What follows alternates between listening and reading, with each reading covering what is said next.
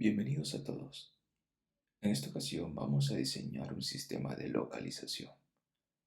Lo vamos a elaborar a partir de dos técnicas. La primera técnica es la definición de alternativas de localización, donde analizaremos el método de centro de gravedad o centroide y el método de la mediana simple. El segundo método es de evaluación de alternativas de locación, en el cual trataremos ponderación de factores, punto de equilibrio, método sinérgico de Brown y Whitson y el método de transporte de programación lineal. Bien, vamos a iniciar con el método de centro de gravedad. ¿En qué consiste este método?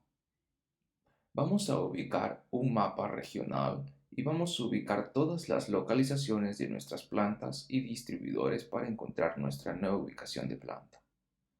Luego de ello, vamos a graficar un plano cartesiano en el mapa y vamos a asignar las coordenadas en el eje X y en el eje Y para cada una de nuestras localizaciones.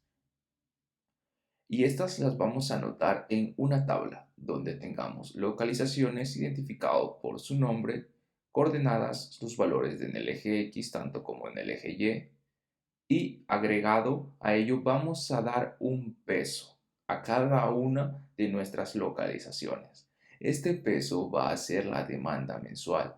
En este caso, la planta A va a producir 2.500 unidades y esas 2.500 unidades van a ser distribuidas a cada una de ellas, como se encuentran aquí en la tabla. Bien, para encontrar este método de centro de gravedad, nos vamos a basar en estas dos fórmulas. En la primera, para encontrar la coordenada en el eje X, vamos a realizar la sumatoria del producto entre la coordenada en el eje X por nuestro peso, que nos da el valor de 341.800.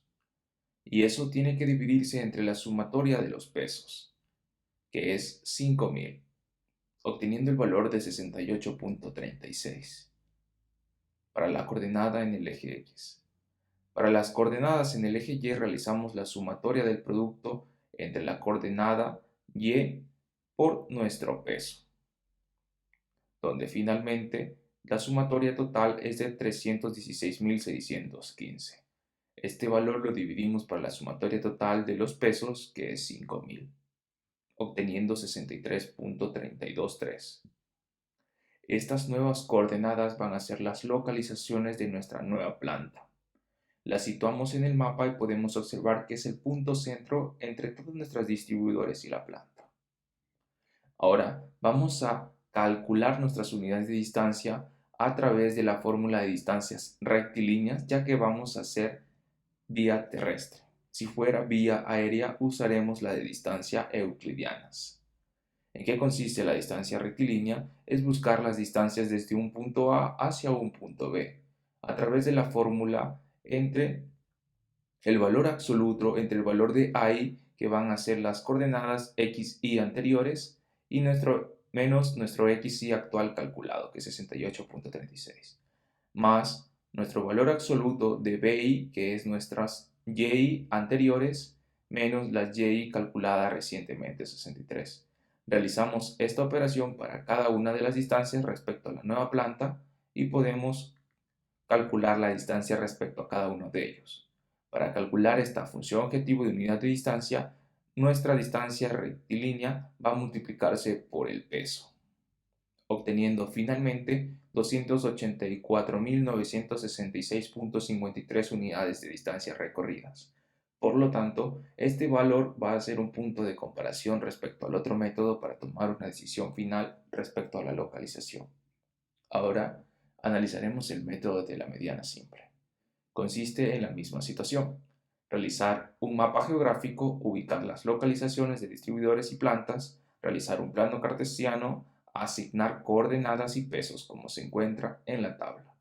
El método de la mediana simple consiste en ordenar los valores en el eje X y en el eje Y. Para ordenar estas coordenadas en el eje X debemos ordenar nuestro XY de menor a mayor, respetando su origen de Y como de WI, que es su peso. ¿Qué significa esto? Que en este caso El menor valor que sigue de 29 es 89 y 89 respecta a la distribuidora 4 y con su peso 740.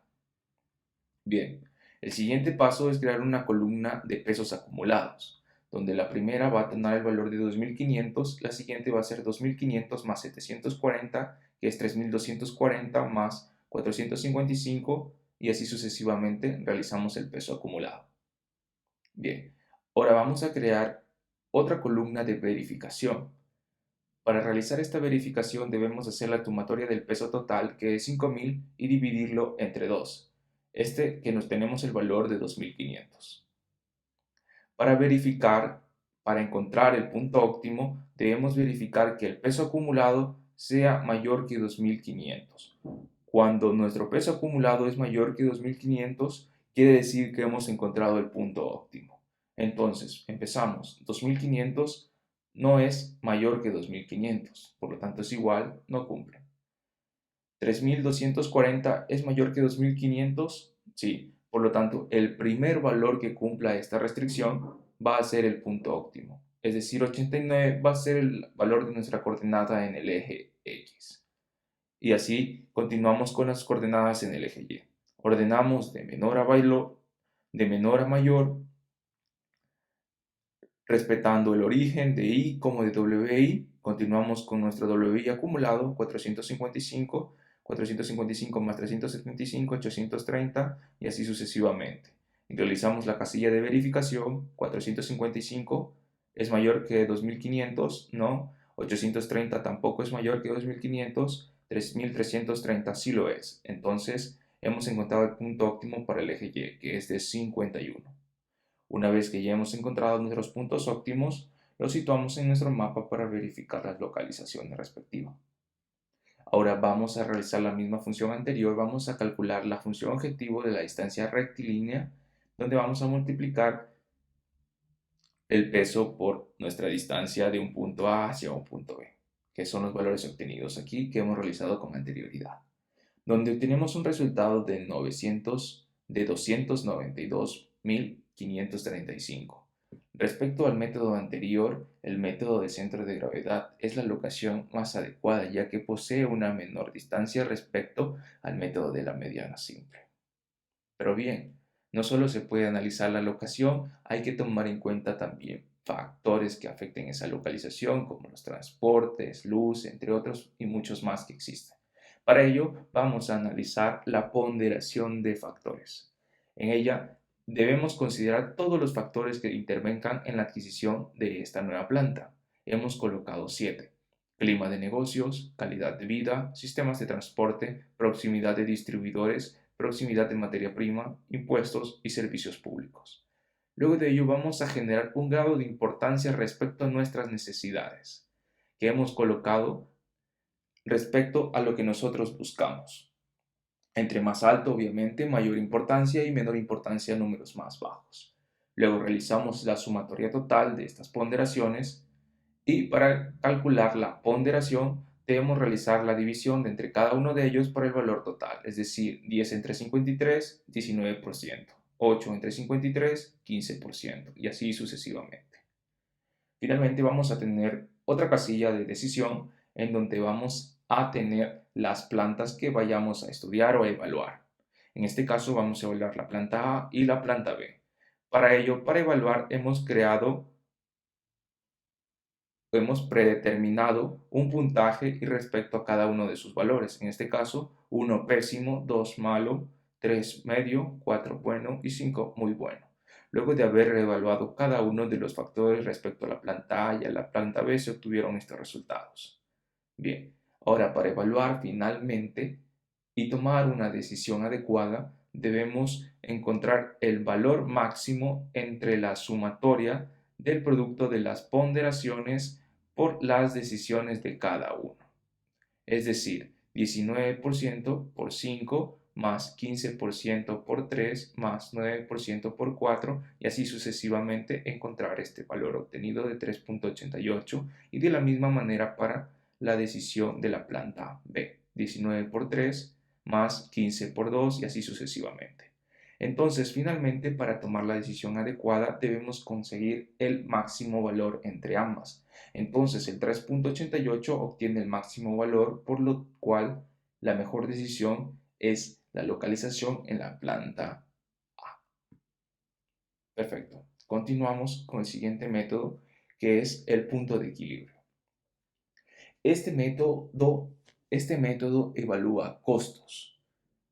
Es decir, vamos a analizar costos fijos de cada una de las plantas, sus costos variables, que es el costo por unidad por las cantidades producidas, y su costo total.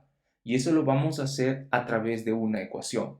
Esta ecuación consta de y es igual a más bx, donde y va a ser nuestro costo total, a va a referirse a nuestros costos fijos, más el b va a referirse a nuestros costos unitarios y la x las cantidades que se van a producir.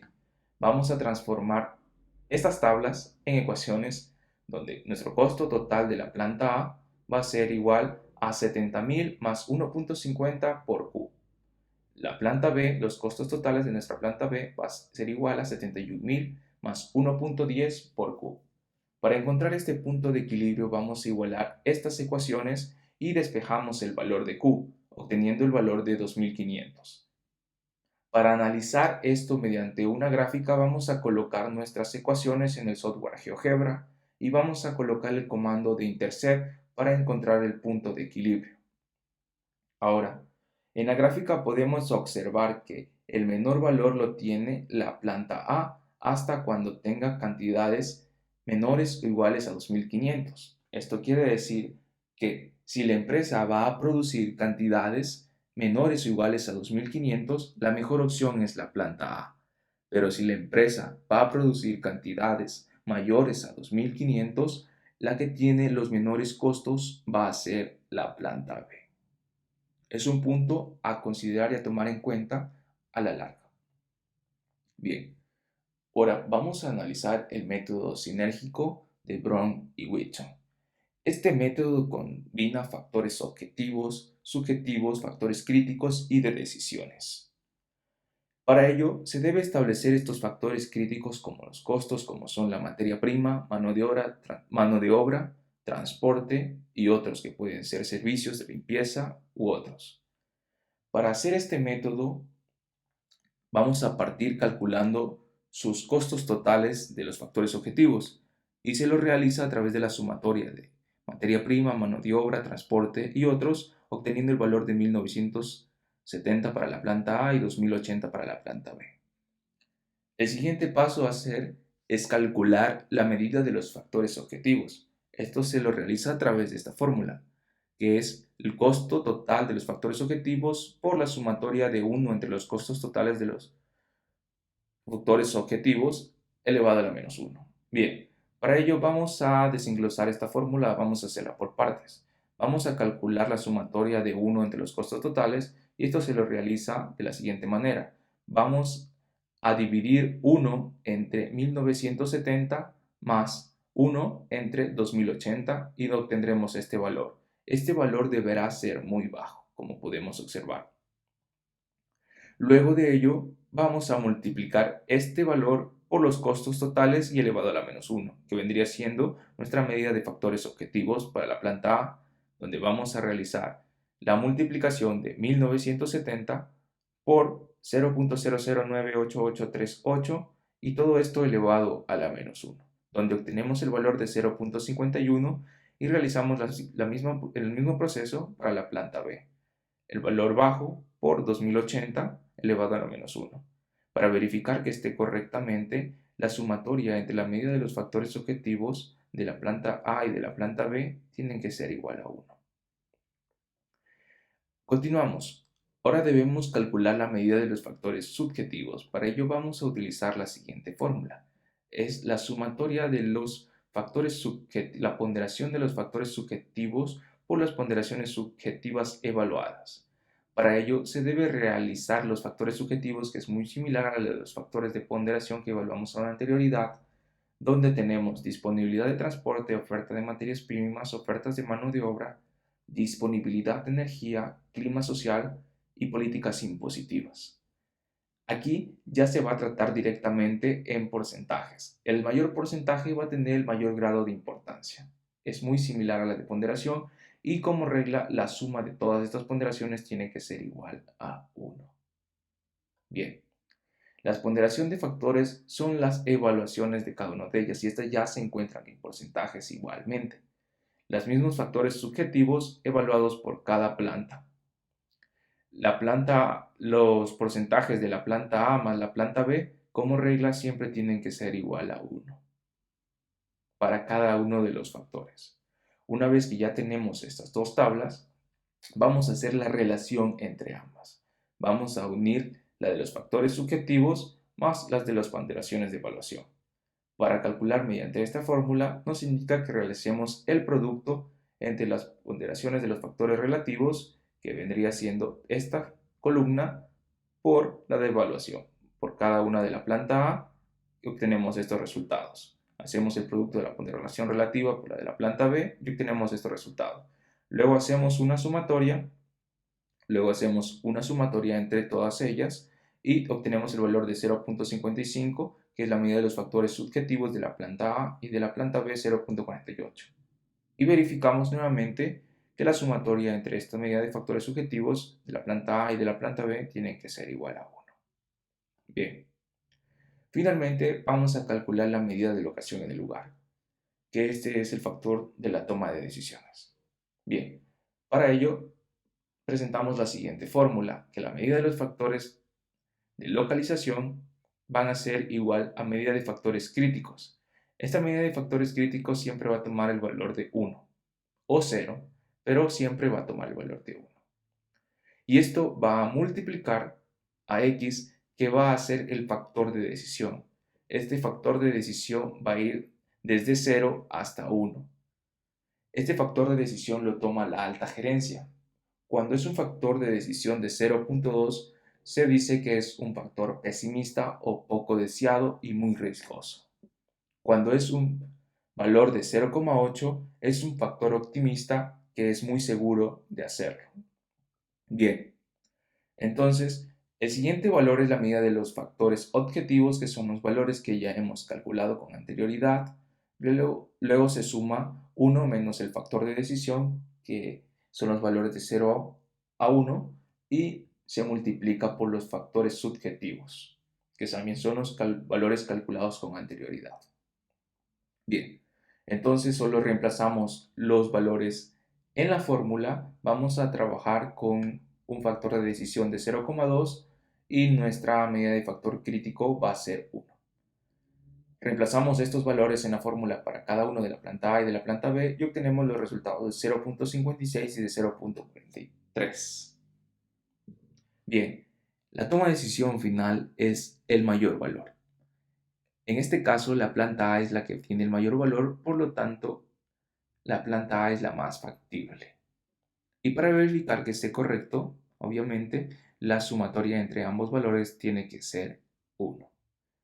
Pero ahora vamos a analizar todos estos factores de decisión desde lo más arriesgado hasta lo más optimista para verificar.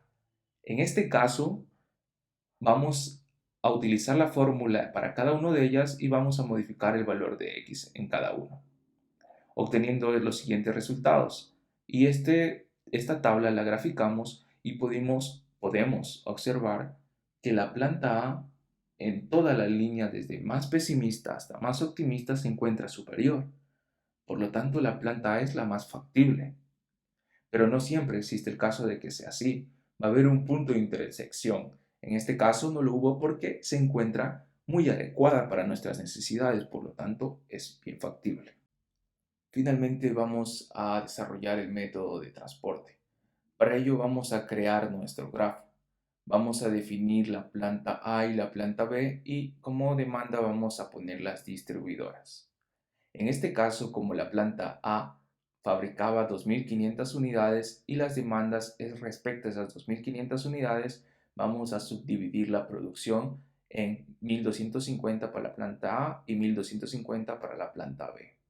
Bien, para calcular esa ponderación de ruta para cada una de ellas, lo vamos a hacer mediante la distancia rectilínea que ya hemos visto con anterioridad, donde el valor de xy va a ser la coordenada de la planta A para las plantas A y para las plantas B va a ser la coordenada de la planta B.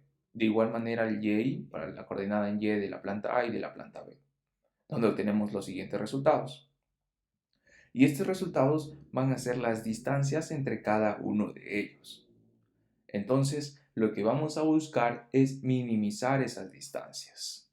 Y eso lo vamos a hacer a través de este siguiente modelo matemático, donde vamos a definir dos variables, en este caso x y j como las unidades a transportar y de y j como las distancias a recorrer.